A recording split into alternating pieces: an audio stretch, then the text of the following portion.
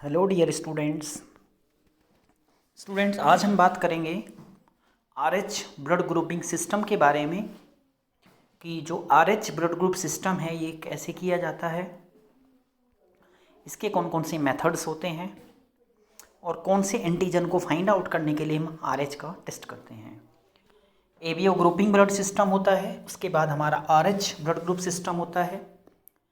ABO में हम A B O और ए बी का पता लगाते हैं। आरएच में हम ये लगाते हैं कि एंटीजन उसके जो डोनर या रेसिपिएंट है उसके आरबीसी पे डी एंटीजन प्रेजेंट है या नहीं है। तो हम बात करेंगे the rhesus RH blood group system के बारे में। जो आरएच था ये रेसिस के नाम पे रखा था। आरएच एक मंकी की स्पीसीज थी जो एक डी एंटीजन होता है। आरएच जो मोस्ट कॉम्प्लेक्स सिस्टम जो है ये 45 एंटीजन्स होते हैं और उनकी जो कॉम्प्लिसिटी होती है आरएच ब्लड ग्रुप की सिस्टम की वो हाईली जो है पॉलीमॉर्फिक जीन्स के द्वारा होती है जो कि एनकोडेड सिस्टम है।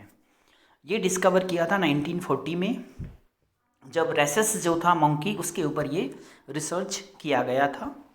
लिवाइन ने, लैंडस्टीनर ने और स्टिटसन ने, तीनों ने मिलकर ये किया था।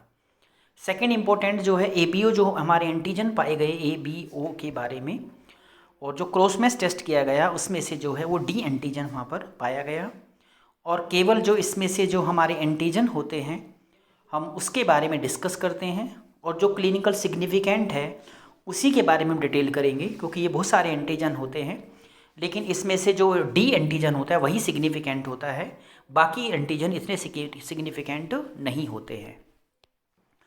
यहाँ पे ये इसमें स्लाइड मेथड बताया हुआ है कि स्लाइड मेथड में हम ये कैसे करते हैं। मान लिया एक नंबर पे है, यहाँ पे हम लगाएंगे anti A, anti B, anti D, जो ए बी, और इसके बाद में यहाँ पे जो अदर है एंटी डी लगाएंगे यहाँ पे, और जो एग्लूटिनेशन आता है उसके बेस पे हम इसकी यहाँ पे रिपोर्टिंग करते हैं। और जो हमारी ये स्लाइड है ये इसको स्लाइड मेथड बोलते हैं। इसमें हमें एंटीजन एंटीबॉडी जो है वो आपस में मिक्स करते हैं। एंटीसिरा जो है वो मिलता है हमें जो कंपनीज प्रोवाइड कराती हैं, और एंटीजन जो है हम ब्लड में से लेते हैं और उसका सेल सस्पेंशन बना के हम उसको स्लाइड मेथड में यहाँ पे टेस्ट करके उनको देते हैं। अगर एग्लूटिनेशन आता है आरएच में तो पॉजिटिव होता है और नहीं आता है तो वो नेगेटिव होता है। ये हमारा जो है आईडी कार्ड मेथड होता है। ये आईडी कार्ड मेथड जो है एक मोस्ट इम्पोर्टेंट मेथड होता है जो कि यहाँ पे रिवर्स ग्रुप करने के लिए भी यूज किया जाता है और आरएसडी जो डिटर्मिनेशन यहाँ पे किया जाता है। पॉजिटिव का मतलब होता है कि जो एग्लूटिनेटेड सेल्स होते हैं वो फॉर्मिंग होते हैं रेड सेल लाइन के ऊपर, सरफेस के ऊपर, जेल के ऊपर, जैसे यहाँ पे दिखाया एंटी ए और एंटी बी, एंटी डी, और इसके बाद जो ऑटो कंट्रोल लगा रखा है यहाँ पे, और ये ए सेल्स हैं और ये हमारे बी सेल्स हैं। तो ये जो है हमारा एक जेल मेथड होता है। जैसे एंटी ए है वो नीचे डिप हो गया तो वो हम पॉजिटिव मानेंगे, अगर वो ऊपर फ्लोटिंग करेगा तो उसको हम नेगेटिव मानेंगे, यानी कि दोनों में जो एग्लूटिनेशन आया वो ए में है, बी में नहीं है। एंटी डी में भी जो एग्लूटिनेशन नहीं है तो इसको ए नेगेटिव हम ब्लड ग्रुप नाम देंगे इसको। आरएच जो ब्लड ग्रुपिंग जो टाइपिंग होती है, जो एंटीजन्स होते हैं वो प्रोटीन्स के बने होते हैं और वो एंटीजन जो है उसको आरएच ब्लड ग्रुपिंग टाइपिंग के नाम से जानते हैं। ये जो होते हैं ये जीन एनकोडेड होते हैं डी एंटीजन, जो कि जो हैं ये एक प्रोटीन के रूप में हमारे रेड ब्लड सेल्स की मेम्ब्रेन के ऊपर कोटिंग होते हैं और ये सबसे ज़्यादा इम्पोर्टेंट जो है मोस्ट सिग्निफिकेंट होते हैं। और इनको हम टेस्ट करते हैं कि who have the RH negative and who have the RH positive. RH negative को आरएच नेगेटिव का ब्लड दिया जाएगा, आरएच पॉजिटिव को आरएच पॉजिटिव का ब्लड ट्रांसफ्यूज किया जाएगा। ये आरएच जो एंटीजन होता है सबसे ज़्यादा जो मोस्ट फ्रीक्वेंट हमारी बॉडी में होता है वो डी, जो कैपिटल डी एंटीजन है वो 85% होता है। स्मॉल डी एंटीजन जो है वो 15% होता है। सी जो एंटीजन होता है वो 80% होता है। ई जो एंटीजन कैपिटल ई वो 30% होता है। स्मॉल ई जो है 98% होता है। और ये एक तरह से हमारी बॉडी में जो प्रेजेंस और एब्सेंस के ऊपर डिपेंड करता है कि डी एंटीजन जो हमारी बॉडी में वो प्रेजेंस है या एब्सेंस है। जो प्रेजेंस है उसको हम बोलते हैं आरएच पॉजिटिव, जो एब्सेंट होता है डी एंटीजन उसको बोलते हैं आरएच नेगेटिव। तो जिसके आरबीसी पे ये एब्सेंट होता है उसको हम एब्सेंट वाला ब्लड ट्रांसफ्यूज करेंगे, और जिसमें नहीं होता, नेगेटिव जो होता है, उसको नेगेटिव का वही ब्लड हम उसको ट्रांसफ्यूज करेंगे। जो RH यहाँ पॉजिटिव 85% होता है, ये एक्सप्रेस करता है कि डी एंटीजन रेड सेल्स के ऊपर प्रेजेंट है, और RH जो नेगेटिव है 15%, ये शो करता है कि do not express D on the red cells, example D small D capital C E और small D capital C capital E. ये जो है पेयर्स में होता है, जो इसका ग्रुप होता है, और 85% जो पर्सन होते हैं उनमें पॉजिटिव होता है, और 15% में जो है ये नेगेटिव होता है। इसके बाद इसका सिग्निफिकेंट के बारे में बात करेंगे। सिग्निफिकेंस क्या होता है इसका? एबीओ ग्रुपिंग के बाद में जो आरएच सिस्टम होता है, ये सेकंड मोस्ट इम्पोर्टेंट हमारा सिस्टम होता है, क्योंकि डी एंटीजन जो है ये एक्सट्रीमली इम्यूनोजेनिक होता है, हमारे इम्यून सिस्टम पे बहुत ज़्यादा ये इफेक्टिव प्रॉब्लम क्रिएट करता है। और इसका जो कॉजेज़ होता है वो होता है डी एंटीजन जो प्रोडक्शन करता है वो 50 to 70% होता है, और नेगेटिव पीपल जो है उसमें जितने भी डी नेगेटिव होते हैं एंटीजन, उसमें जो है ये बहुत कम मात्रा में होता है।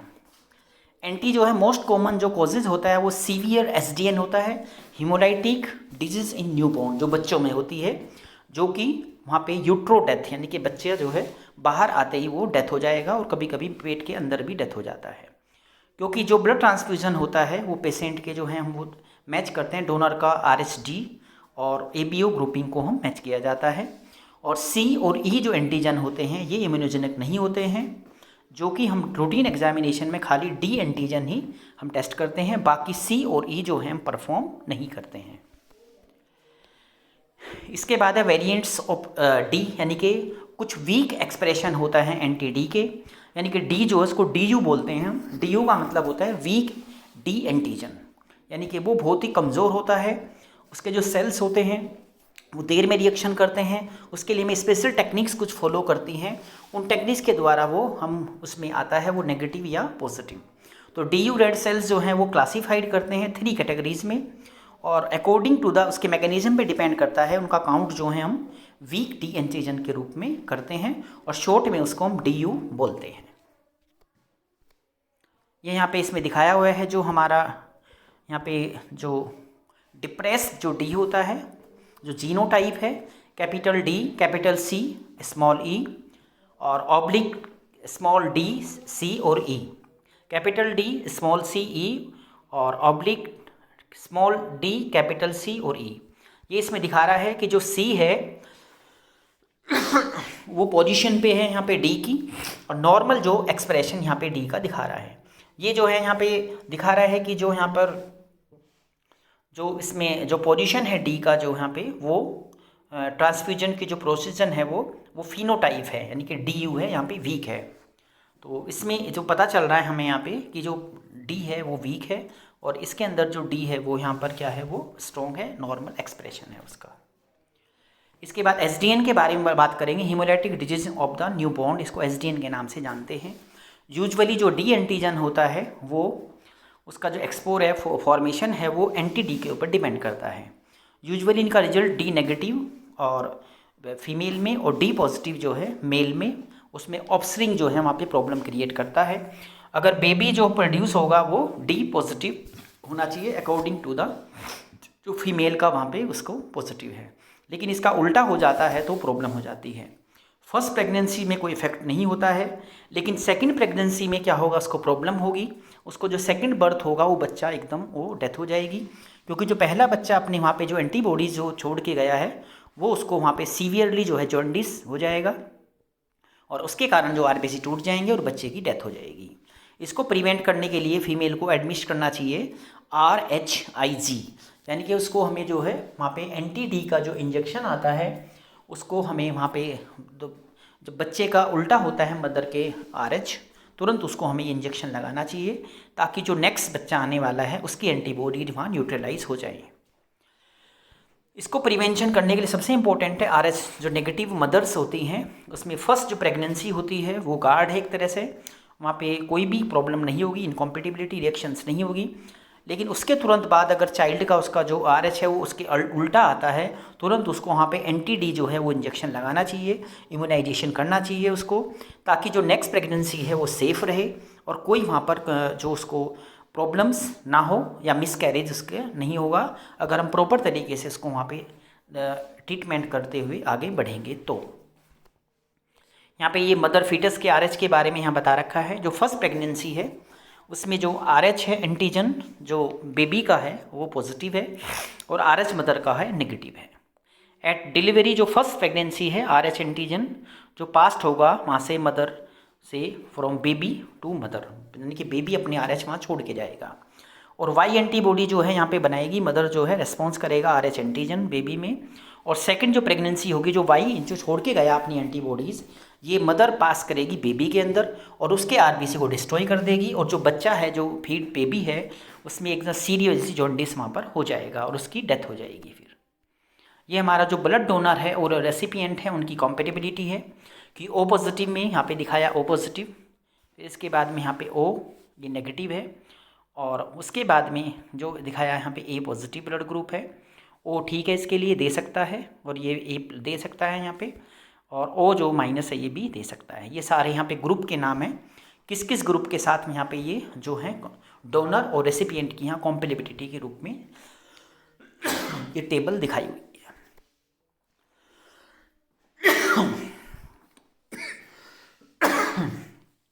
ये हेमोलिटिक डिजीज़ और न्यूबॉर्न है। इसमें जो हमने इनकॉम्पेटिबिलिटी दिखा रखी है यहाँ पे ब्लड ग्रुप्स बिटवीन फीटस और मदर के बीच में, इसका यहाँ पे दिखाया है कि आरएच इनकॉम्पेटिबल और आरएच पॉजिटिव जो ब्लड है वो अपनी एंटीबॉडी यहाँ पर छोड़ के जाएगा बच्चा। ये मैकेनिज्म है उसका कैसे बनती है। जो एंट्रेंस होता है आरएच पॉजिटिव फेटल के अंदर में, आरबीसी जो है RH negative mother's circulation during the first pregnancy, production of RH antibodies बनेंगी वहाँ पे और आरएच इनकॉम्पेटिबिलिटी रिएक्शंस होगी सेकेंड प्रेगनेंसी में। और इस तरीके से पूरा जो ये डायग्रामेटिक यहाँ पे दिखाया हुआ है कि कैसे फर्स्ट प्रेगनेंसी जो है वो नॉर्मल होगी, लेकिन सेकंड जो प्रेगनेंसी होगी उसमें जो अगला जो सेकंड होगी वो अपने जो एंटीबॉडी छोड़ के जाएगा बच्चा, वो दूसरे के अंदर एंटर हो जाएंगे मदर से और फिर उसमें जो है सीवियरली जॉन्डिस हो जाएगा और उसके आरबी सारे टूट जाएंगे और बच्चे की वहाँ पर डेथ हो जाएगी। यहाँ पे मैनिफेस्टेशन दिखाया हीमोलाइटिक डिजीज न्यूबॉर्न में, अरेथ्रोब्लास्टोसिस फेटल्स, अरेथ्रोब्लास्टोसिस एनीमिया और इक्ट्रिस जो ग्रेवियस न्यूरोटिज्म, jaundice and large of liver, liver बड़ा हो जाएगा, स्प्लीन बड़ा हो जाएगा और उसको जो है हाइड्रोफिटल्स हो जाएंगे, उसको मोटे मोटे हो जाएंगे। देखो किस तरह का ये एबनॉर्मल यहाँ पे एबनॉर्मलिटी दिखाई हुई है। ये प्रिवेंशन है यहाँ पे हीमोलाइटिक, अगर किसी को डिजीज़ है तो उसको हमें इंजेक्शन देना एंटी-डी का वहाँ पे, और तुरंत वहाँ पे जो बच्चा होता है उसके तुरंत बाद ये इंजेक्शन देना है। उसका पहले आरएच चेक करेंगे नेगेटिव है या पॉजिटिव है, मदर से मैच हुआ या नहीं हुआ। अगर आरएच मदर से मैच होगा तो इंजेक्शन नहीं देंगे, अगर नहीं मैच हुआ तो उसमें फिर क्या करेंगे, उसको इंजेक्शन दिया जाएगा जो कि वहाँ पे मदर के जो एंटीबॉडी छोड़ के गया वो सारी वहाँ पे यूटिलाइज हो जाएंगी। ये ट्रीटमेंट है यहाँ पे हीमोलाइटिक डिजीज़ का न्यूबॉर्न में। यहाँ पे जो बेबीज जो छोड़ के गया आरएच एंटीबॉडीज ये एक्सचेंज ट्रांसफ्यूजन के द्वारा भी हम कर सकते हैं। यहाँ पे क्लिनिकल एप्लीकेशन है जो ब्लड ट्रांस ग्रुप्स की, यहाँ पे जो ब्लड ट्रांसफ्यूजन होता है उसके लिए करते हैं और हीमोलाइटिक डिजीज़ को प्रिवेंट करने के लिए करते हैं, पैटर्निटी जो डिस्टर्बेंस होता है उसके लिए करते हैं, मेडिको लीगल केसेस के लिए करते हैं और ये जानने के लिए करते हैं कि जो डिजीज़ की सस्टेबिलिटी वो कैसी है। तो ये सब जानने के लिए हम जो है यहाँ पे ब्लड ग्रुप्स जो है एबीओ और आरएच का टेस्ट किया जाता है। ब्लड ट्रांसफ्यूजन हम क्यों करते हैं, लाइफ सेविंग के लिए और कैरिड आउट करने के लिए कि जो एब्सोल्युटली जो वहाँ पे जो चीज़ें नेसेसरी हैं। तो ब्लड बैंक एक जो ऐसे बैंक होते हैं जहाँ पर ब्लड को स्टोर किया जाता है, उनके एबीओ आरएच वगैरह टेस्ट किए जाते हैं और ब्लड को लाइफ सेविंग के लिए यूज किया जाता है। इसके इंडिकेशंस होते हैं, ब्लड कब दिया जाता है, ब्लड लॉस होने पे, एक्सीडेंट हो जाए, मेजर ऑपरेशंस हो या पेप्टिक अल्सर हो, कहीं पे रप्चर हो एरोटिक जो अनिट्स में, और कहीं पे जो है इक्टोपिक प्रेगनेंसी हो। तो इन सब के लिए क्विक जो रिट्रोस्टेशन जो हीमोग्लोबिन होता है, एक्सचेंज ऑफ ट्रांसफ्यूजन ब्लड जो हमारा डिजीज़ है उनके लिए, प्लास्टिक एनीमिया, जितनी भी बीमारी हैं जहाँ पर कोई ब्लड एकदम हमें ज़रूरत होती है तो ब्लड ट्रांसफ्यूजन वहाँ पर किया जाता है। एक्यूट पॉइजनिंग, किसी ने जहर खा लिया हो, कार्बन मोनोऑक्साइड पॉइजनिंग कर लिया हो तो तुरंत उसको ब्लड दिया जाता है। थैंक यू बच्चों, आज हमने पढ़ा है आरएच के बारे में कि आरएच जो है वो फैक्टर क्या होता है, उसका इन्वेंशन कैसे हुआ था, उसका हम टेस्ट क्यों करते हैं, एसडीएन क्या होता है, ये सब चीज़ मैंने आपको इस वीडियो में बताया है। थैंक यू बच्चों।